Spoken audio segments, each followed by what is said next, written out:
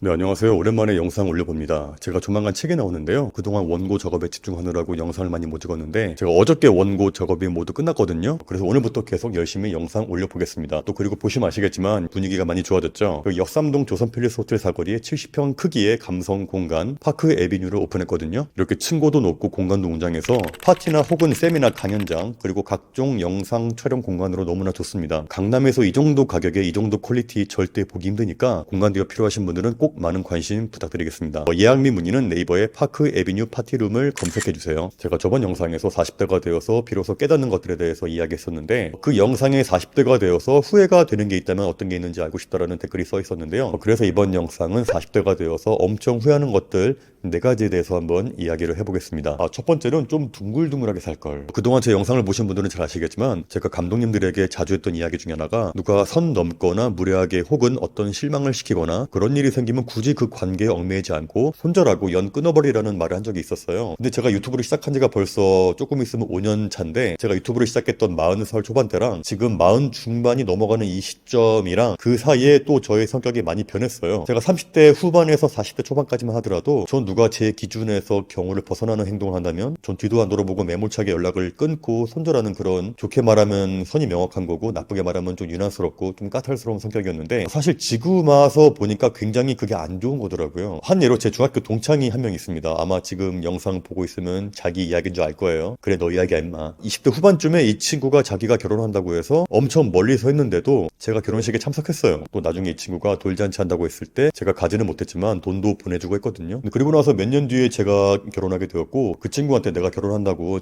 청첩장까지 보냈는데 오겠다고 했던 녀석이 결혼식에 안 온 거야. 나중에 미안하다고 연락도 오고 축의금도 보내주겠지 했는데 아무 연락이 없어. 그래 뭔가 사정이 있었을 거야 해서 연락을 기다렸는데도 역시 그 친구는 아무런 연락도 없었습니다. 근데 아직 결혼을 안 하신 분들 나중에 결혼해 보시면 아시겠지만 이렇게 어이없는 친구들이 꼭 한두 명이 있어요. 따라서 이런 일을 겪더라도 너무 놀라거나 화내지 마세요. 아무튼 이렇게 연락이 없으니까 당연히 저도 연락 안 했고 그렇게 연이 끊긴 채로 세월이 지났죠. 그런 식으로 연락이 끊긴 지 한 12, 3년 만에 작년쯤에 그 녀석에게 저에게 DM이 온 거예요. 나는 이 녀석이 늦게라도 사과하려고 하는 건가 하고 봤는데 뭐라고 메시지가 왔냐면 현규 나야 누구 요즘 유튜브 너무 잘 되고 있는 거 보기 좋아. 넌 여전하더라. 뭐 그런 메시지가 온 거예요. 만약에 제가 30대였다면요 그냥 메시지를 씹었을 거예요. 씹거나 아니면 전화를 해서 야 이 자식아 네가 사람이냐? 무슨 염치로 연락을 해? 다신 연락하지 마. 제가 그렇게 했을 거예요 아마. 근데 하지만 저는 지금 45이고 그동안 결혼해서 아이를 키우면서 성격이 엄청 둥글둥글하고 유해졌거든요. 그래서 전 전혀 아무 일도 없었다는 듯이 답장으로 야 그래 야 오랜만이다. 이게 몇 년 만이냐? 얼굴이나 한번 보자.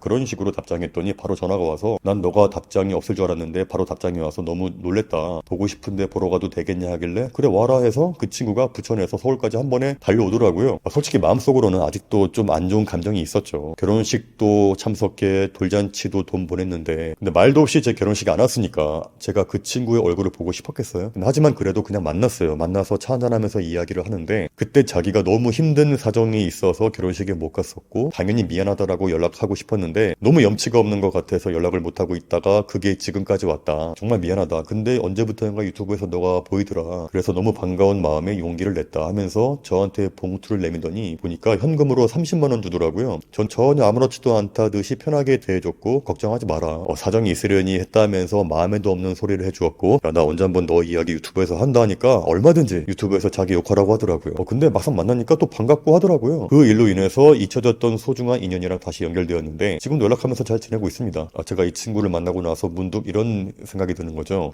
그동안 내가 너무 누군가에게 실망했다고 해서 일방적으로 연을 끊고 손절하고 살았구나. 이렇게 내가 조금만 마음을 넓게 열면은 얼마든지 인연을 유지할 수 있었는데 너무 내 잣대로만 평가해서 내가 실망하고 내가 너무 기분이 나쁘고 그럴 때마다 손절했으니까 나도 좀 속 좁은 놈이었구나. 여러분들도 살면서 누군가에게 너무 실망해서 혹은 너무 불쾌해서 연락을 끊고 손절하신 분들이 있을 텐데 정말 손절할 마음이 있다 하더라도요 아주 자연스럽게 서서히 멀어지시길 바랄게요. 이 사람의 마음이라는 게 누군가가 나를 일방적으로 손절하는 게 느껴지면요 그 사람에 대해서 앙심을 품을 수 있거든요. 살면서 느낀 거는 이렇게 누군가에게 나에게 안 좋은 감정을 남기고 이렇게 적으로 만드는 건 좋을 게 하나도 없더라고요. 물론 나에게 사기를 치거나 뭐 뒤통수를 치고 뭐 패드립을 하고 뭐 그런 경우에는 연을 끊는 게 당연한 거지만 이렇게 누군가에게 실망했다고 해서 화나겠다고 해서 확 이렇게 무 자르듯이 연을 끊는 건 좋지 않다. 이 세상에 완벽한 사람이 어디 있겠어요. 아무리 연을 끊고 싶은 존재라고 해도 연락이 오거나 한다면 굳이 만나진 않더라도 연락은 자연스럽게 받아주는 게 훨씬 좋다. 이렇게 사람한테 너무 기대는 것도 좋지 않지만 너무 밀쳐내는 것도 좋은 게 아니더라. 손절하고 싶은 사람이 있으면 최대한 자연스럽게 멀리해야지 이렇게 함부로 인연을 확 자르진 말자. 좋게 좋게 살자. 자, 두 번째는 나비를 쫓지 말고 정원을 가꿀 걸. 자, 여기서 이야기하는 나비는 인맥을 말하는 건데요. 전 어렸을 때부터 저보다 훨씬 잘난 분들을 따라다닌 것 같아요. 10대, 20대 때는 잘생기고 잘 나가는 형들 옆에 괜히 따라다니고 30대에는 사업해서 돈 잘 벌고 있는 분들을 따라다니고 물론 사람이 나보다 훨씬 잘난 분들과 어울리는 건 좋은 거예요. 그래야지 배울 게 있으니까. 근데 그런 나보다 잘난 사람들의 장점과 마인드를 배우려는 자세로 따라가는 게 아니라 뭐 같이 다니다 보면 도움받을 게 없나, 뭐 하나 꿈을 떨어지는 게 없나.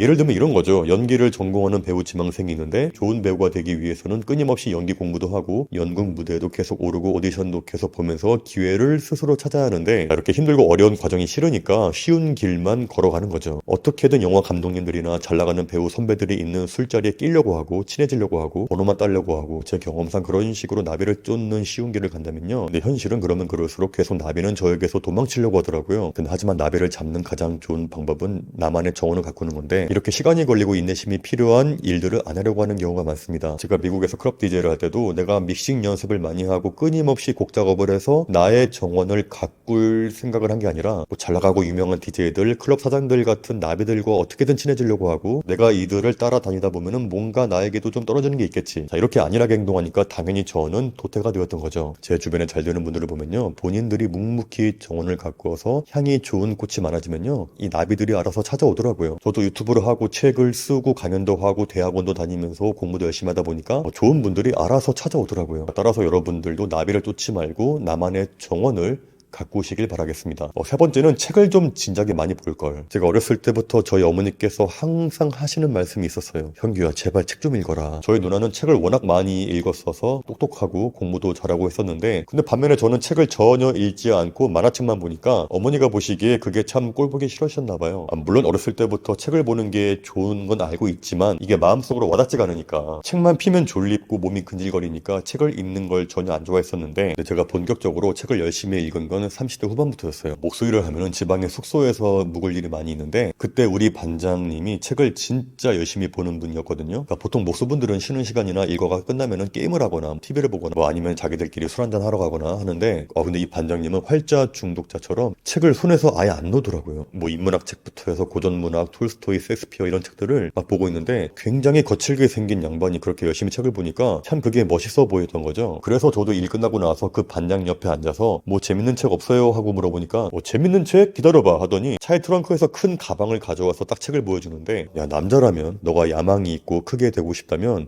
꼭 보라는 거야. 한 권당 두께가 이만한 책이 한 20몇 권 있는데 보니까 제목이 대망이라는 일본 책인데 그 일본의 도쿠가와 이에야스가 막부의 시대를 열면서 일본의 전국시대 통일하고 막 얽히고 설키는 그런 책인데 딱 보기에 너무 책이 두껍고 지루해 보여서 별로 안 보고 싶었는데 그냥 한번 1권만 읽어볼까 해서 그냥 아무 생각 없이 읽었어요. 이렇게 읽고 있는데 너무 책이 재밌는 거야. 딱 쉬는 시간 되자마자 다시 책을 가져와서 또 읽다가 또 일하다가 쉬는 시간에 또 읽고 이렇게 일과가 끝나고 숙소 들어가서 또 읽고 있는데 제 나이 30대 후반에 처음으로 책을 보는 재미를 알게 된 거죠. 그 조그만 책 안에서 수많은 인물들이 싸우고 배신하고 전쟁하고 그 속에서 무수한 갈등과 인간관계 그런 세계가 펼쳐지는데 제가 제일 좋아했던 내용이 뭐였냐면요. 서두르지 마라. 무슨 일이든 마음대로 안 되는 것을 안다면은 오히려 불만을 가질 이유가 없다. 뭐 그런 내용인데 그 말 듣고 나서 그래 지금 내가 늦은 나이에 목수 일을 하고 있는데 생각보다 실력이 안 늘어서 초조했는데 급하게 마음 먹지 말자. 천천히 하루하루 열심히 하다 보면 발전하겠지. 그런 식으로 마인드셋을 하니까 이 책이라는 게 참 좋은 거구나. 그래서 그 이후로 책을 너무 좋아해서 쉬는 날이면 무조건 서점에 가서 책을 보면서 시간 보냈고 그 책을 통해서 통찰력과 사고력도 생기는 기분이고 생각의 폭이 넓어지고 다른 이들의 경험을 통해서 세계관도 넓어지니까 제가 느끼기에도 제가 인격적으로 사람적으로 발전하고 있구나 이걸 느낀 거죠. 전 지금도 책 보는 걸 너무 좋아하고 또 2월 중순쯤에 제 책이 또 한번 나오는데 책이 나오면 많이 사랑해 주시고요. 이렇게 책을 읽는 기쁨을 너무 늦은 나이에 알게 된 게 너무 후회되더라고요. 제가 20대 때부터 이렇게 책을 많이 읽었으면 아마 제가 더 일찍 훨씬 발전하지 않았을까라는 느낌이 들었습니다. 되도록 일찍부터 1년이라도 젊을 때 책을 가까이 하시면 좋겠습니다. 자, 네 번째는 말없이 그냥 넘어갈 걸, 침묵을 의지할 걸인데요. 제가 옛날 성격이 좀 까다롭다고 했잖아요. 그러니까 그냥 조용히 넘어가도 큰 문제가 없는 일인데 그걸 굳이 바로잡겠다 하고 문제 삼고 이 논쟁을 했던 게 후회가 되더라고요. 제가 유튜브 영상에서 자주 인용했던 말 기억하실 텐데, 바로 드라마 미생에 나오는 대사 중에 누군가가 역류를 일으켰을 때 나의 순리를 유지해라. 그러면 상대방의 입장에서는 이것이 역류가 된다. 제가 이것을 깨달은 게 30대 중반이에요. 그전에는 누가 자극하거나 도발하거나 언성 높이면 나도 같이 막 들이받고 더 목소리 크게 해서 대응하고, 근데 생각해보면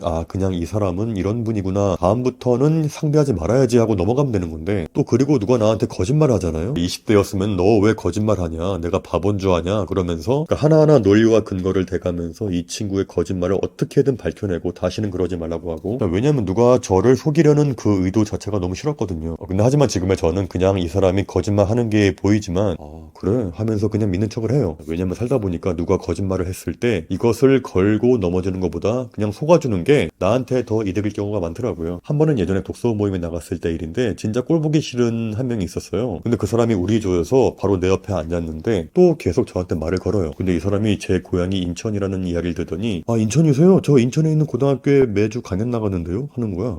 그래요? 어느 학교인데요? 저 운봉공고 나가요. 거기에서 사고 쳐서 정황 먹은 친구들 제가 다 교육시키고 있습니다 하는 거야. 근데 이 사람이 저한테 거짓말한 게, 운봉공고라는 학교는 2012년도인가 하이텍 고등학교로 바뀌었고 한 3년 전에 폐교해서 지금은 예술고가 된 학교인데, 근데 그 사람은 이것도 모르고 자기는 유명한 학교에서 불량 학생들을 교육할 정도로 좀 센 사람이다, 좀 그런 허풍을 치고 싶었나 봐. 지금도 매달 운봉공고에 강연 나가시는 거예요? 근데 저번 주에도 갔다 왔어요. 그러니까 완전 뻥이었던 거죠. 폐교한 학교인데. 근데 그런데 제 옛날 성격이었으면은, 아니 지금 운봉공고가 폐교한 지가 언젠데 뭔 거짓말을 하고 있냐고 그런 식으로 몰아붙였을 텐데, 근데 그때는 그냥 그러셨어요? 와 대단하시네요. 거기 거친 학교인데 와 하면서 그냥 맞장구를 쳐줬어요. 왜냐면 굳이 거기에서 그 사람의 거짓말을 들춰내서 이 사람들 앞에서 망신 줄 필요가 없으니까. 또 그런 식으로 거짓말을 들춰내봤자 저한테 뭐가 좋을 게 있겠어요. 그 사람이 저한테 악의적인 감정만 생기겠지. 자, 또 하나의 일화는 제가 군대를 막 제대했을 때 이야기인데, 제 군대 동기가 보고 싶다고 얼굴 보자고 해서 갔는데, 이렇게 찬잔하면서 나한테 소개를 해주고 싶은 분들이 있다길래 어디로 절 데려갔는데, 가보니까 다단계 세미나장이었던 거예요. 네트워크 마케팅. 그땐 제가 한 성격 할 때라 그 친구한테 다시는 연락하지 말라고 정신 똑바로 차려 하면서 소리 지르고 나왔던 기억이거든요. 근데 지금 생각해보면은 굳이 제가 그렇게까지 할 필요가 있었나 좀 후회가 되는데, 그때 그 상황에서 그냥 웃으면서 근데 내가 지금 할 일도 있고 지금은 관심이 없다, 혹시 가성비 좋은 제품이 있으면 가끔씩 소개해줘, 좋은 물건이면 내가 몇 개는 사줄게, 너도 잘 알아보고 하고 아무튼 잘해봐, 연락해. 그냥 이 정도로만 하고 끝냈으면은 그 친구와의 절친한 사이까지는 아니더라도, 그러니까 연이 아예 끊기지는 않았을 텐데, 제가 아까 첫 번째로 이야기했던 좀 둥글둥글하게 살걸, 그거랑 연결되는 이야기죠. 제가 나중에 군대 동기들에게 이야기 들어보니까 그 친구가 했던 게 시크릿인가 뭐 그런 회사인데, 지금은 직급이 높아져서 뭐 돈 잘 번다고 하더라고요. 저희 작은 어머니도 A 회사에서 높은 직급이시고, 제 지인들도 많이 하기 때문에 이렇게 불법적인 피라미드 회사가 아니라면은 뭐 부정적인 마음이 없는데, 근데 그때는 20대 초반이니까 아니 이 자식이 나를 다단계로 끌어들여? 와 내가 그렇게 우습게 보이나? 그러니까 확 그 인연을 끊어버린 거잖아요. 그 친구가 저한테 어떤 마음으로 제안한 건지 모르겠지만 그냥 침묵을 유지하면서 너 이거 하는구나, 좋게 좋게 말없이 넘어갔으면 되는 거였는데, 와 내가 너무 냉혹하게 손절했구나, 이런 식으로 20, 30대 때 그냥 말없이 혹은 모른 척 자연스럽게 넘어갔으면 좋았을 인연들이 저의 기준으로 저의 잣대로만 판단해버리고 함부로 끊어버린 게 참 후회가 돼요. 자, 정리하자면 첫 번째, 둥글게 둥글게 좋게 좋게 살걸. 두 번째, 나비를 쫓지 말고 정원을 가꿀걸. 자, 세 번째, 책을 좀 진작부터 많이 읽을걸. 네 번째, 웬만하면 말없이 그냥 넘어갈걸. 자, 감독님들은 살면서 후회되는 것들은 어떤 것들이 있나요? 혹시 있다면 감독님들이 후회되는 것들도 한번 댓글로 많이 부탁드리겠습니다. 좀 늦은 감이 있지만 새해 복 많이 받으시고요, 올해 하시는 일 다 잘 되시길 바라겠습니다. 그리고 올해에는 이 공간에서 오프라인 모임도 많이 한번 만들어 보겠습니다. 감사합니다.